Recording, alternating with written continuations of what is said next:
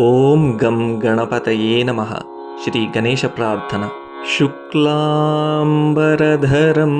ವಿಷ್ಣುಂ ಶಶಿವರ್ಣಂ ಚತುರ್ಭುಜಂ ಪ್ರಸನ್ನವದನಂ ಧ್ಯಾಯೇತ್ ಸರ್ವವಿಘ್ನೋಪಶಾಂತಯೇ. ಅಗಜಾನನ ಪದ್ಮಾರ್ಕಂ ಗಜಾನನ ಮಹರ್ನಿಶಂ ಅನೇಕದಂತಂ ಭಕ್ತಾನಾಂ ಏಕದಂತಮುಪಾಸ್ಮಹೇ. ಶ್ರೀ ರುದ್ರಾಷ್ಟಕಂ. ನಮಾಮೀಶಮೀಶಾನನಿರ್ವಾಣರೂಪಂ ವಿಭುಂ ವ್ಯಾಪಕಂ ಬ್ರಹ್ಮವೇದಸ್ವರೂಪಂ ನಿಜಂ ನಿರ್ಗುಣಂ ನಿರ್ವಿಕಲ್ಪಂ ನಿರೀಹಂ ಚಿದಾಕಾಶಮಾಕಾಶವಾಸಂ ಭಜೇಹಂ. ನಿರಾಕಾರಮೋಂಕಾರಮೂಲಂ ತುರೀಯಂ ಗಿರಾಜ್ಞಾನಗೋತೀತಮೀಶಂ ಗಿರೀಶಂ ಕರಾಲಂ ಮಹಾಕಾಲಕಾಲಂ ಕೃಪಾಲುಂ ಗುಣಾಗಾರ ಸಂಸಾರಪಾರಂ ನತೋಹಂ. ತುಷಾರಾದ್ರಿಸಂಕಾಶಗೌರಂ ಗಭೀರಂ ಮನೋಭೂತಕೋಟಿಪ್ರಭಾಸಿ ಶರೀರಂ ಸ್ಫುರಂ ಮೌಲಿಕಲ್ಲೋಲಿನಿ ಚಾರುಗಂಗಾ ಲಸದ್ಭಾಲಬಾಲೇಂದುಕಂಠೇ ಭುಜಂಗಂ. ಚಲತ್ಕುಂಡಲಂ ಶುಭ್ರನೇತ್ರಂ ವಿಶಾಲಂ ಪ್ರಸನ್ನಾನನಂ ನೀಲಕಂಠಂ ದಯಾಳುಂ ಮೃಗಾಧೀಶಚರ್ಮಾಂಬರಂ ಮುಂಡಮಾಲಂ ಪ್ರಿಯಂ ಶಂಕರಂ ಸರ್ವನಾಥಂ ಭಜಾಮಿ.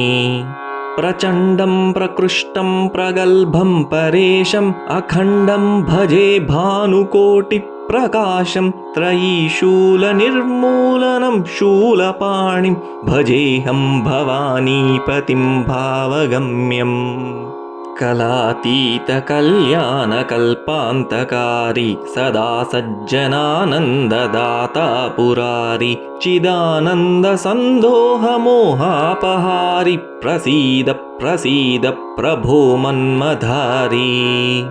ನ ಯಾವತ್ ಉಮಾನಾಥಪಾದಾರವಿಂದಂ ಭಜಂತೀಹ ಲೋಕೆ ಪರೇ ವಾನರಾಣಾಂ ನ ತಾವತ್ ಸುಖಂ ಶಾಂತಿ ಸಂತಾಪನಾಶಂ ಪ್ರಸೀದ ಪ್ರಭೋ ಸರ್ವಭೂತಾಧಿವಾಸಂ.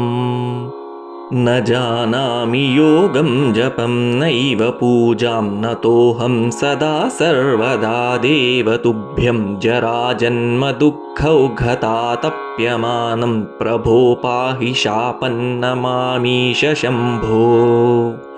ರುದ್ರಾಷ್ಟಕಮಿದಂ ಪ್ರೋಕ್ತಂ ವಿಪ್ರೇಣ ಹರತುಷ್ಟಯೇ ಯೇ ಪಠಂತಿ ನರಾ ಭಕ್ತ್ಯಾ ತೇಷಾಂ ಶಂಭುಃ ಪ್ರಸೀದತಿ. ಶ್ರೀ ಚಂದ್ರಶೇಖರಾಷ್ಟಕಂ. ಚಂದ್ರಶೇಖರ ಚಂದ್ರಶೇಖರ ಚಂದ್ರಶೇಖರ ಪಾಹಿ ಮಾಂ ಚಂದ್ರಶೇಖರ ಚಂದ್ರಶೇಖರ ಚಂದ್ರಶೇಖರ ರಕ್ಷ ಮಾಂ. ರತ್ನಸಾನುಶರಾಸನಂ ರಜತಾದ್ರಿಶೃಂಗನಿಕೇತನಂ ಶಿಂಜಿನೀಕೃತಪನ್ನಗೇಶ್ವರಮಚ್ಯುತಾನಲಸಾಯಕಂ ಕ್ಷಿಪ್ರದಗ್ಧಪುರತ್ರಯಂ ತ್ರಿದಿವಾಲಯೈರಭಿವಂದಿತಂ. ಚಂದ್ರಶೇಖರಮಾಶ್ರಯೇ ಮಮ ಕಿಂ ಕರಿಷ್ಯತಿ ವೈ ಯಮಃ. ಪಂಚಪಾದಪಪುಷ್ಪಗಂಧಪದಾಂಬುದಜ್ವಯಶೋಭಿತಂ ಫಾಲಲೋಚನಜಾತಪಾವಕದಗ್ಧಮನ್ಮಥವಿಗ್ರಹಂ ಭಸ್ಮದಿಗ್ಧಕಳೇಬರಂ ಭವನಾಶನಂ ಭವಮವ್ಯಯಂ. ಚಂದ್ರಶೇಖರಮಾಶ್ರಯೇ ಮಮ ಕಿಂ ಕರಿಷ್ಯತಿ ವೈ ಯಮಃ. ಮತ್ತವಾರನ ಮುಖ್ಯಚರ್ಮಕೃತೋತ್ತರೀಯ ಮನೋಹರಂ ಪಂಕಜಾಸನ ಪದ್ಮಲೋಚನ ಪೂಜಿತಾಂಘ್ರಿಸರೋರುಹಂ ದೇವಸಿಂಧುತರಂಗ ಶೀಕರ ಸಿಕ್ತ ಶುಭ್ರಜಟಾಧರಂ चन्द्रशेखरमाश्रये मम किं करिष्यति वै यमः। यक्षराजसखं भगाक्षहरं भुजङ्गविभूषणं शैलराजसुतापरिष्कृतचारुवामकळेबरं श्वेलनीलगलं परश्वदधारिणं मृगधारिणं चन्द्रशेखरमाश्रये मम किं करिष्यति वै यमः। कुण्डलीकृतकुण्डलेश्वरकुण्डलं वृषवाहनं नारदादिमुनीश्वरस्तुतवैभवं भुवनेश्वरम् अन्धकान्तकमाश्रितामरपादपं शमनान्तकं चन्द्रशेखरमाश्रये मम किं करिष्यति वै यमः। भेषजं भवरोगिणामखिलापदामपहारिणं दक्षयज्ञविनाशनं त्रिगुणात्मकं त्रिविलोचनं भुक्तिमुक्तिफलप्रदं सकलाघसङ्घनिबर्हणं चन्द्रशेखरमाश्रये मम किं करिष्यति वै यमः। भक्तवत्सलमर्चितं निधिमक्षयं हरिदम्बरं सर्वभूतपतिं परात्परमप्रमेयमनुत्तमं सोमवारुणभूताशनसोमपानिखिलाकृतिं चन्द्रशेखरमाश्रये मम किं करिष्यति वै यमः।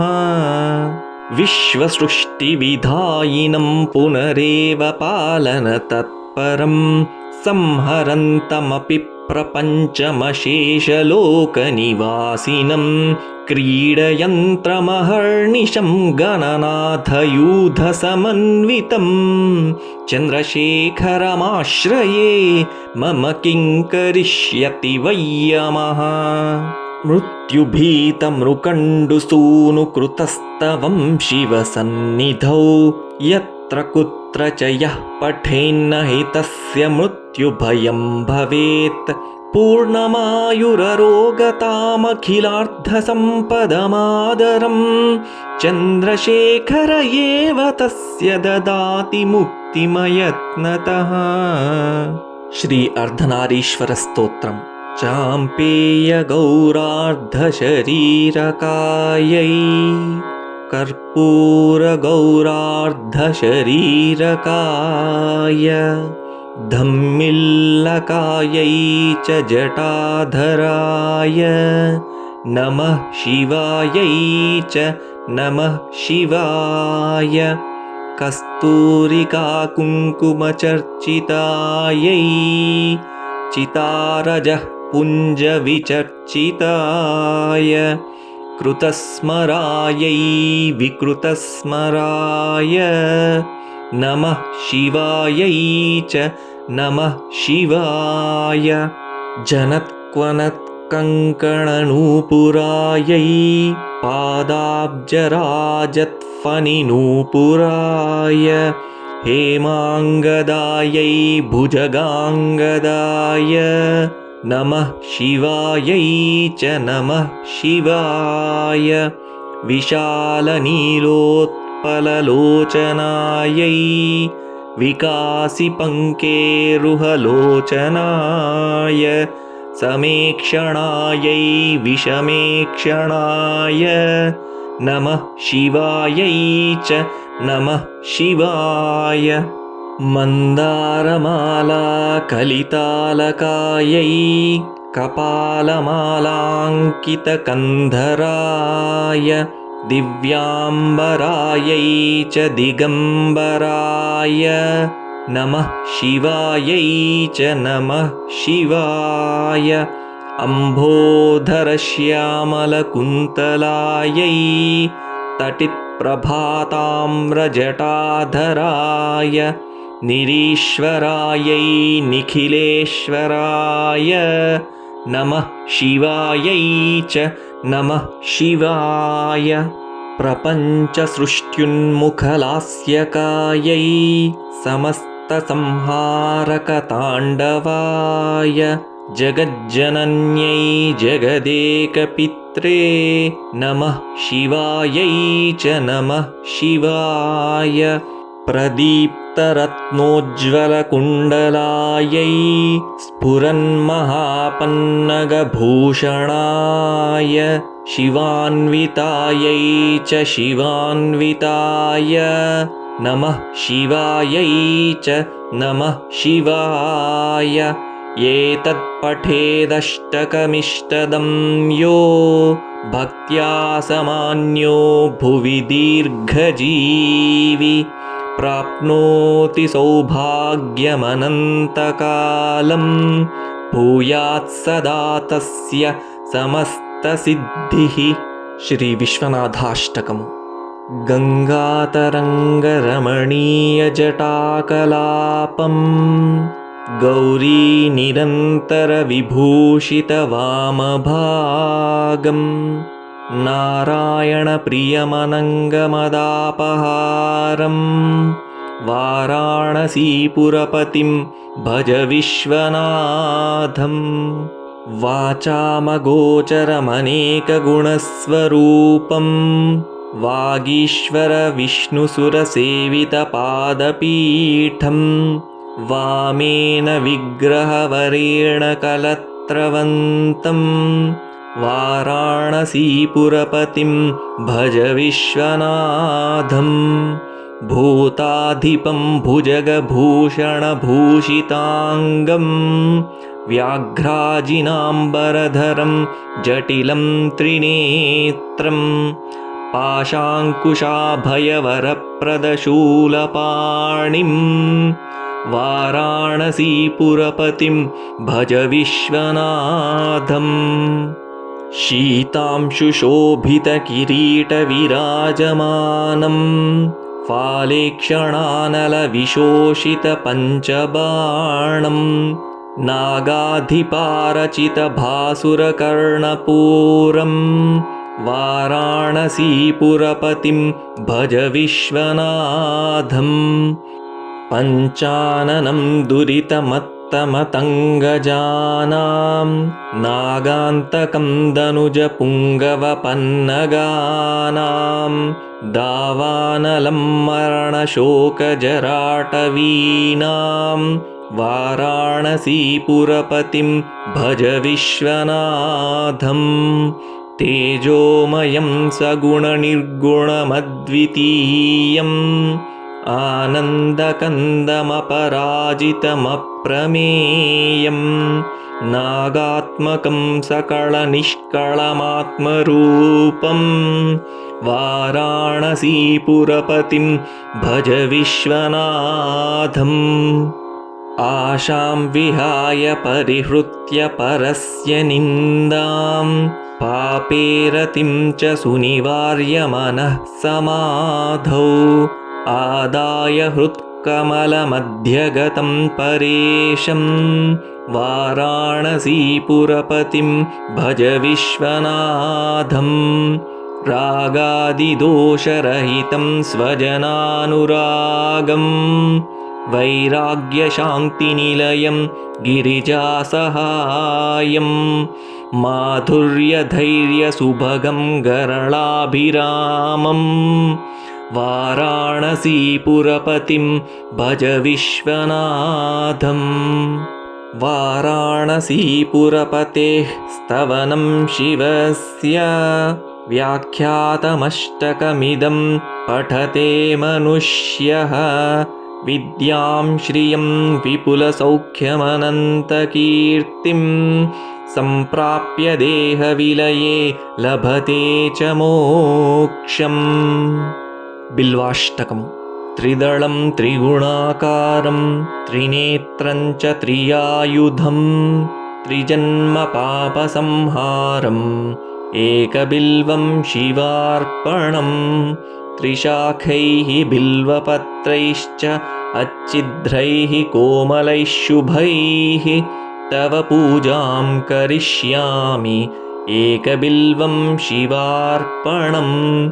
कोटिकन्या महादानं तिलपर्वतकोटयः काञ्चनं शैलदानेन एकबिल्वं शिवार्पणं काशीक्षेत्रनिवासं च कालभैरवदर्शनं प्रयागे माधवं दृष्ट्वा एकबिल्वं शिवार्पणम् इन्दुवारे व्रतं स्थित्वा निराहारो महेश्वराः नक्तं हौष्यामि देवेश एकबिल्वं शिवार्पणम् रामलिङ्गप्रतिष्ठा च वैवाहिककृतं तथा तटाकानि च सन्तानम् एकबिल्वं शिवार्पणम् अखण्डबिल्वपत्रं च आयुतं शिवपूजनं कृतं नाम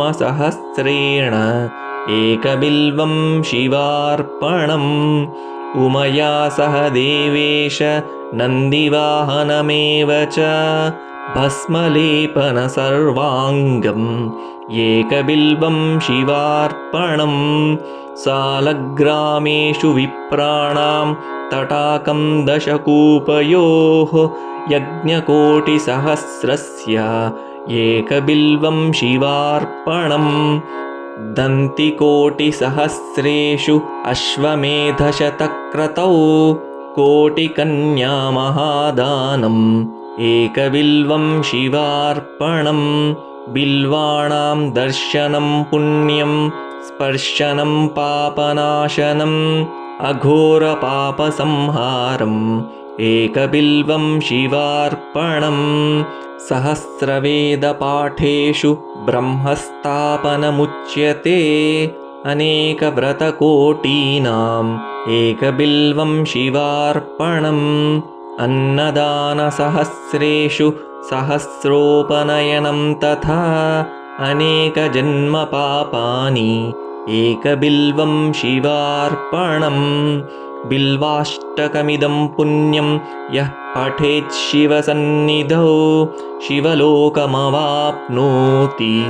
एकबिल्वं शिवार्पणम् लिङ्गाष्टकम् ब्रह्ममुरारिसुरार्चितलिङ्गं निर्मलभासितशोभितलिङ्गं जन्मजदुःखविनाशकलिङ्गं तत्प्रणमामि सदा शिवलिङ्गम् देवमुनिप्रवरार्चितलिङ्गं कामदहनकरुणाकरलिङ्गं रावणदर्पविनाशनलिङ्गं तत्प्रणमामि सदा शिवलिङ्गम् सर्वसुगन्धसुलेपितलिङ्गं बुद्धिविवर्धनकारणलिङ्गम् सिद्धसुरासुरवन्दितलिङ्गं तत्प्रणमामि सदा शिवलिङ्गम् कनकमहामणिभूषितलिङ्गं फणिपतिवेष्टितशोभितलिङ्गम् दक्षसुयज्ञविनाशनलिङ्गं तत्प्रणमामि सदा शिवलिङ्गम् कुङ्कुमचन्दनलेपितलिङ्गं पङ्कजहारसुशोभितलिङ्गम् सञ्चितपापविनाशनलिङ्गं तत्प्रणमामि सदा शिवलिङ्गम् देवगणार्चितसेवितलिङ्गं भावैर्भक्तिभिरेव च लिङ्गम् दिनकरकोटिप्रभाकरलिङ्गं तत्प्रणमामि सदा शिवलिङ्गम् अष्टदलोपरिवेष्टितलिङ्गं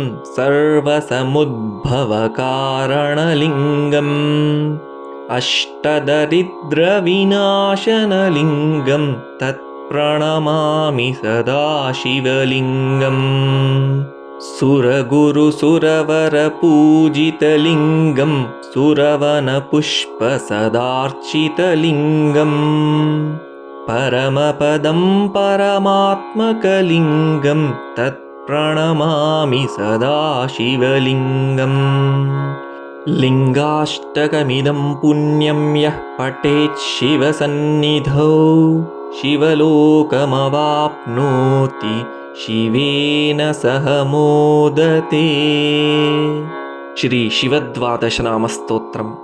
प्रथमस्तु महादेवो, द्वितीयस्तु महेश्वरः, तृतीयः शङ्करो ज्ञेयश्चतुर्थो वृषभध्वजः, पञ्चमः कृत्तिवासाश्च, षष्ठः कामाङ्गनाशनः, सप्तमो देवदेवेशः श्रीकण्ठाश्चाष्टमः स्मृतः, ईश्वरो नवमो ज्ञेयो, दशमः पार्वतीपतिः, रुद्र एकादशश्चैव, द्वादशः शिव उच्यते। द्वादशैतानि नामानि त्रिसन्ध्यं यः पठेन्नरः, कृतघ्नश्चैव गोघ्नश्च ब्रह्मः गुरुतल्पगः, स्त्रीबालघातुकश्चैव सुरापो वृषलीपतिः, मुच्यते सर्वपाप्येभ्यो रुद्रलोकं स गच्छति। श्री शिवपञ्चाक्षरस्तोत्रम्। नागेन्द्रहाराय त्रिलोचनाय, भस्माङ्गरागाय महेश्वराय, नित्याय शुद्धाय दिगम्बराय, तस्मै नकाराय नमः शिवाय। मन्दाकिनीसलिलचन्दनचर्चिताय, नन्दीश्वरप्रमथनाथ महेश्वराय, मन्दारमुख्यबहुपुष्पसुपूजिताय, तस्मै मकाराय नमः शिवाय। शिवाय गौरीवदनाब्जबृन्दसूर्याय दक्षाध्वरनाशकाय, श्रीनीलकण्ठाय वृषध्वजाय, तस्मै शिकाराय नमः शिवाय। वसिष्ठकुम्भोद्भवगौतमार्यमुनीन्द्रदेवार्चितशेखराय, चन्द्रार्कवैश्वानरलोचनाय, तस्मै वकाराय नमः शिवाय। यक्षस्वरूपाय जटाधराय, पिनाकहस्ताय सनातनाय, दिव्याय देवाय दिगम्बराय, तस्मै यकाराय नमः शिवाय। श्री शिवरक्षास्तोत्रम्। अस्य श्री शिवरक्षास्तोत्रमन्त्रस्य याज्ञवल्क्य ऋषिः श्रीसदाशिवो देवता अनुष्टुप् छन्दः श्रीसदाशिवप्रीत्यर्थं शिवरक्षास्तोत्रजपे विनियोगः।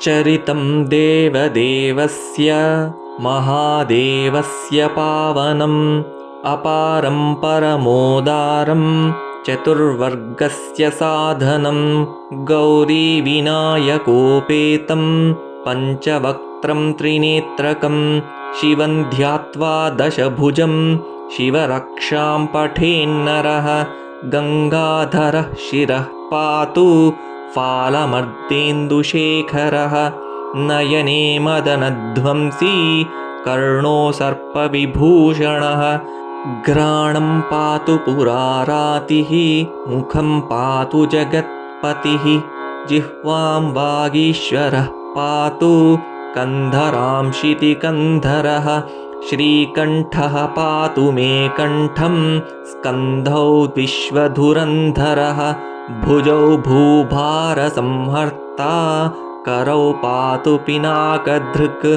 हृदयं शङ्करः पातु जठरं गिरिजापतिः नाभिं मृत्युञ्जयः पातु कटिं व्याघ्राजिनाम्बरः सक्तिनी पातु दीनार्तशरणागतवत्सलः ऊरो महेश्वरः पातु जानुनी जगदीश्वरः जङ्घे पातु जगत्कर्ता गुल्फौ पातु गणाधिपः चरणौ करुणासिन्धुः सर्वाङ्गानि सदाशिवः।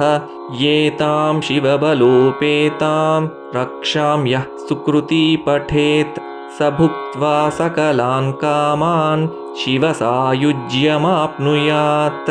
ग्रहभूतपिशाचाद्याः त्रैलोक्ये विचरन्ति ये दूरादाशु पलायन्ते शिवनामाभिरक्षणात्। अभयङ्करनामेदं कवचं पार्वतीपतेः भक्त्या बिभर्ति यः कण्ठे तस्य वश्यं जगत्त्रयम्। इमां नारायणः स्वप्ने शिवरक्षां यथा दिशत् प्रातरुत्थाय योगीन्द्रो याज्ञवल्क्यः तथा लिखत्। श्रीशिवमङ्गलाष्टकम्। भवाय चन्द्रचूडाय निर्गुणाय गुणात्मने कालकालाय रुद्राय नीलग्रीवाय मङ्गलम्। वृषारूढाय भीमाय व्याघ्रचर्माम्बराय च पशूनां पतये तुभ्यं गौरीकान्ताय मङ्गलम्। भस्मोद्धूलितदेहाय व्याळयज्ञोपवीतिने रुद्राक्षमालभूषाय व्योमकेशाय मङ्गलम्। सूर्यचन्द्राग्निनेत्राय नमः कैलासवासिने सच्चिदानन्दरूपाय प्रमथेशाय मङ्गलम्। मृत्युञ्जयाय साम्बाय सृष्टिस्थित्यन्तकारिणे त्र्यम्बकाय सुशान्ताय त्रिलोकेशाय मङ्गलम्। गङ्गाधराय सोमाय नमो हरिहरात्मने उग्राय त्रिपुरघ्नाय वामदेवाय मङ्गलम्। सद्योजाताय शर्वाय भव्यज्ञानप्रदायिने ईशानाय नमस्तुभ्यं पञ्चवक्त्राय मङ्गलम्। सदाशिवस्वरूपाय नमस्तत्पुरुषाय च अघोराय च घोराय महादेवाय मङ्गलम्। श्रीचामुण्डाप्रेरितेन रचितं मङ्गलास्पदं तस्याभीष्टप्रदं शम्भोः यः पठेन्मङ्गलाष्टकम्।